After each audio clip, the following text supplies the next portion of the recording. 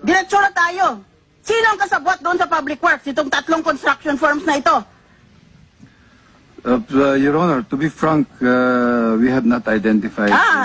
Hindi mo ginagawa ang trabaho mo. Senator Lacson, please interrogate so that we can find out who was this person who allegedly gave 70 billion or received 70 billion in connection with this. Your Honor. Thank you, Madam Chair. No, you are not recognized. Mr. De Luna, sinong nakikilala mo doon sa public works? Nakikilala mo lang para inosente lang na magtatanong.